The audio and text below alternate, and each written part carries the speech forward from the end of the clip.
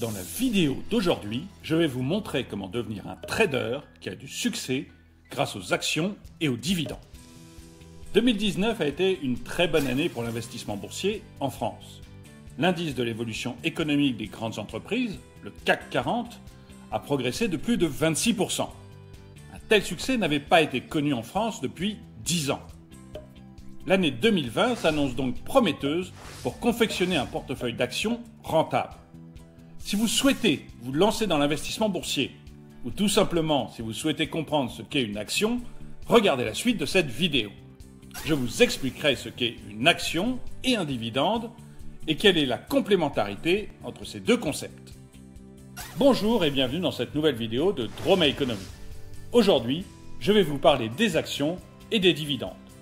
Comme toujours, n'oubliez pas de mettre un pouce vers le haut, de commenter et de partager cette vidéo, ça aide la chaîne à se faire connaître. N'oubliez pas également de vous abonner et de cliquer sur la cloche pour être prévenu lorsque je sors une nouvelle vidéo. Et si vous voulez m'aider à améliorer cette chaîne, vous pouvez faire un don, même minime, sur Tipeee. Qu'est-ce qu'une action ? Une action est un titre de propriété qu'une société anonyme ou une société en commandite délivre à son acheteur. Ce dernier obtient ainsi une partie du capital de la société ainsi qu'une partie de tous les bénéfices qui peuvent en découler. Le propriétaire d'actions dans une entreprise est appelé actionnaire. Un actionnaire est donc une sorte de copropriétaire de la société.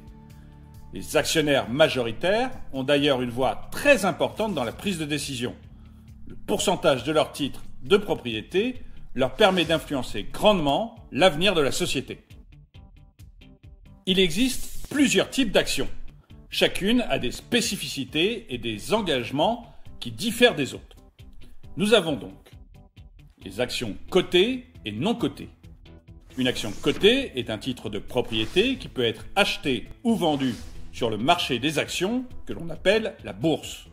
Son prix est fonction de l'offre et de la demande sur le marché.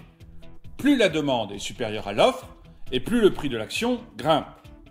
Une action non cotée, par contre, s'échange hors du marché boursier. En effet, son prix est négocié entre l'entreprise et l'investisseur. Lorsque les deux s'entendent, l'acheteur obtient une partie du capital de l'entreprise en échange d'une somme d'argent. Les actions nominatives ou au porteur.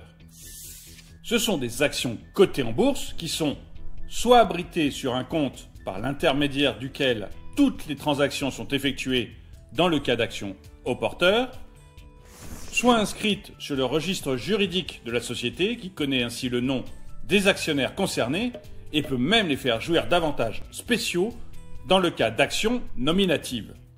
Les actions au porteur sont plus souvent cédées que les actions nominatives. Les actions ordinaires.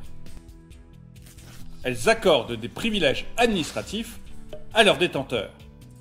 Ils peuvent recevoir des informations sur la gestion du capital de l'entreprise, ils peuvent voter au cours des assemblées générales des actionnaires et recevoir des dividendes.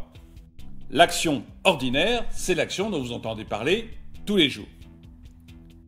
Les actions de préférence.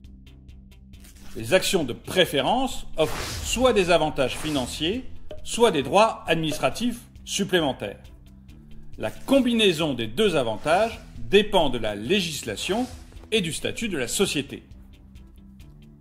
Les titres apparentés. Ces titres sont des bons attribués aux actionnaires d'une société leur permettant d'acquérir de nouvelles actions.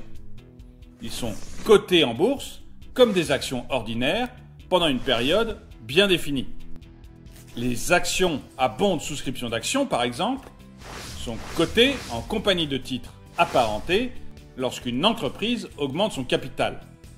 Ces différents types d'actions sont accessibles pour la majorité des personnes qui ont les moyens d'acquérir un peu de capital d'une société ou de s'offrir un portefeuille d'actions. Mais pour en acquérir une, il est important de suivre certaines étapes. Prenons un exemple. Pour illustrer cette procédure, nous prendrons l'exemple de Linda. Elle est enseignante depuis 5 ans et a épargné un peu de son revenu. Elle décide donc de le faire fructifier en achetant des actions. Elle choisit de s'inscrire auprès d'un courtier en ligne car il offre un plus grand choix de supports d'investissement. Ensuite, elle ouvre un plan d'épargne en actions, un PEA. Ce dernier ne s'applique qu'aux actions situées dans l'Union européenne et aux personnes dont la résidence fiscale est située en France. Il est soumis à un faible taux d'imposition sur les bénéfices de ces actions. Linda a décidé d'investir de l'argent tous les trimestres. Ainsi, tous les 3 mois, elle achète des actions pour un montant de 1 000 €. Puisqu'elle n'a pas le temps de suivre à la loupe tous ses investissements, elle a opté pour un fonctionnement automatique. Son courtier s'occupe de tout et le virement est fait directement sur son compte. Chaque année, elle se renseigne auprès de celui-ci sur l'évolution de ses placements et sur les gains engrangés. L'an dernier, la bourse a augmenté d'un peu plus de 26%. Cela veut dire que les 1 000 € qu'elle a investis en début d'année sont devenus 1 260 €. Qu'est-ce qu'un dividende ? Un dividende est une sorte de salaire de l'actionnaire. Le mot salaire ne convient pas du tout. C'est une somme d'argent reversée au détenteur d'un titre de propriété, équivalent au pourcentage du profit réalisé par la société au cours d'une période donnée. Reprenons l'exemple de Linda.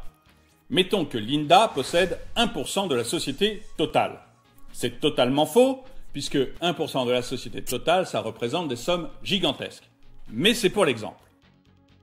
Linda possède donc 1% de la société totale. La société totale a fait des bénéfices gigantesques cette année. Total a bien sûr déjà payé ses fournisseurs, ses salariés et ses impôts. Une partie de ce qui reste, Total décide de le verser en dividendes. Eh bien, si Linda possède 1% de la société Total, elle va toucher 1% du dividende que va verser Total à ses actionnaires. L'Assemblée générale des actionnaires de l'entreprise décide du montant des dividendes, de la date de versement et de leur forme. Certains actionnaires préfèrent être payés en actions supplémentaires, tandis que d'autres sont ravis de recevoir de l'argent correspondant à leur investissement. Aux États-Unis, cet argent représente même la retraite de millions de retraités. Ces retraités ont investi de l'argent dans ce que l'on appelle des fonds de pension, qui ont investi dans des actions de société et qui veulent donc toucher des dividendes pour reverser de l'argent à ces actionnaires maintenant retraités. Concernant le montant des dividendes, il est relatif à chaque action.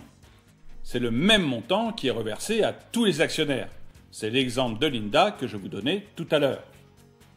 Aussi, pour un actionnaire qui détient plusieurs actions, le montant des dividendes comprend le montant unitaire de chaque action. Dans certaines entreprises, le versement des dividendes a lieu plusieurs fois par an. D'autres préfèrent le verser une seule fois chaque année. Généralement, les dividendes sont tirés des bénéfices de l'année précédente. Mais certaines assemblées générales peuvent décider de reverser des dividendes, même lorsque la société n'a pas fait de bénéfices au cours de l'année écoulée. Elle puise alors dans les réserves de la société. D'autres, comme ce fut le cas d'Engie en 2017, peuvent décider du versement de dividendes dont le montant est supérieur à celui du profit réalisé par la société. Les actionnaires puisent alors dans les réserves de la société. Revenons sur l'expérience de Linda, mais de façon plus réaliste. Disons qu'elle a acheté 5 actions différentes pour un montant de 2 500 € auprès d'une multinationale de l'agroalimentaire au cours de l'année 2019. En janvier 2020, l'Assemblée générale des actionnaires se réunit pour faire le bilan de l'année et des profits engrangés. Elle constate que l'entreprise a réalisé un très bon chiffre d'affaires de plusieurs millions d'euros. Et à partir de ce chiffre d'affaires, après avoir payé ses fournisseurs, ses salariés et l'État, elle a obtenu un bénéfice. Satisfaits, les actionnaires décident alors de s'en reverser une partie sous forme de dividendes. Linda possède 5 actions, valant 500 € chacune. Et pour chacune de ces actions, le montant du dividende fixé par l'Assemblée générale est de 20 €, 4% de la valeur de l'action. L'Assemblée générale propose également aux actionnaires d'échanger leurs dividendes contre l'équivalent en actions. Mais puisque c'est la première année en tant que trader de Linda, elle décide de récupérer les 100 € pour se faire plaisir. À la place, en remettant un peu plus d'argent à côté, elle aurait pu acheter une nouvelle action grâce à laquelle elle aurait pu recevoir des dividendes plus élevés l'année suivante. Pour être sûr de toucher ces dividendes, l'actionnaire doit avoir acquis l'action au plus tard la veille du versement. Un actionnaire qui achète son action avant la date de détachement du coupon reçoit le dividende à la date fixée du versement. Par contre, lorsque l'actionnaire acquiert son titre de propriété le jour du versement, il ne reçoit rien. De même, lorsque vous revendez une action avant la date du versement, vous ne recevez rien. À la place, le montant de ce dividende est débité de votre compte pour être reversé au nouvel acheteur. Toutefois, à la date de versement du dividende, l'actionnaire peut revendre son action, car au jour du détachement, le dividende est déjà compté comme versé. Il faut également garder à l'esprit que 15,5% du montant du dividende est versé en impôts. Le montant final est viré sur votre compte 3 jours après la date du détachement. Si vous deviez retenir 3 choses de cette vidéo, ce serait 1. Une action est un acte de propriété sur une entreprise. 2. Détenir une action vous donne un droit de parole sur le fonctionnement de la société. 3. L'action donne droit à un dividende qui est la rémunération de l'actionnaire. Merci d'avoir regardé cette vidéo. N'oubliez pas de lui mettre un pouce vers le haut et de la commenter. Vous pouvez aussi regarder une des 2 vidéos qui s'affichent ici. N'oubliez pas également de vous abonner, de cliquer sur la cloche pour être prévenu lorsque je sors une nouvelle vidéo. Et un grand merci à tous ceux qui m'aident sur Tipeee.